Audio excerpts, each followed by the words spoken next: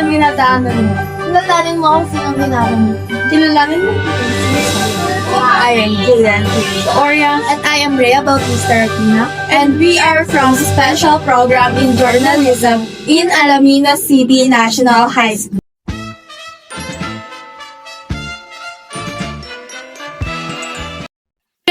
Magandang umaga mga kababayan. So ngayon ay aalamin natin ang pahayag ng ating ilang mga kababayan kung ilan nga ba ang nagastos nila sa araw ng Noche Buena at kung kakasya ba ang usap-usapin na 500 pesos para sa kanilang pang Noche Buena. Magkano po yung nagastos niya sa Noche Buena? And sa tingin niyo po ba sumak ang 500 pesos nito sa usapin? Sa tingin ko po, ang nagastos ng pamilya ko ay mga around 3K po. At yung sa 500 ko, ang baba! Ano po yung nagastos niyo sa Noche Buena? And sa tingin niyo po ba sumak ang 500 pesos para sa Noche? I think ay mga 1.5 po yung ginagastos ko namin for Noche Buena. And I think yung 500 ko is hindi po siya para for me.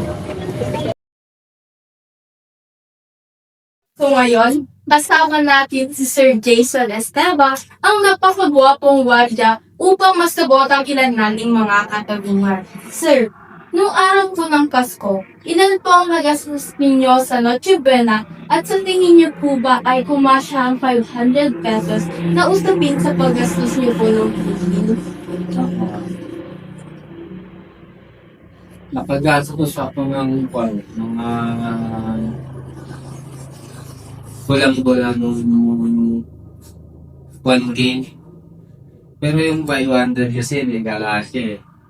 Kasi yung pang spaghetti, tapos pansit, yung iiyaw ka pa.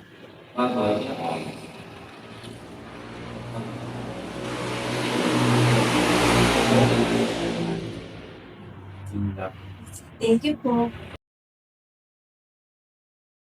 Ngayong natapos na tayo sa ilang pag-i-interview partner, sa tingin mo ba Magkano? ninyo sa Noche Buena at kumasya nga ba ang 500 pesos? Sa tingin ko, hindi talaga kasya yung 500 pesos kasi yung nagastos namin is around 2K or 2.5. So, medyo may kaliitan din yung 500 pesos. Oh, tama. So, ako ang inyong tagapaglingkod, Julian Therese Oria. At ako naman si Rhea Bautista Ratina. Hashtag Noche de Leche para sa Pasko Report na budget.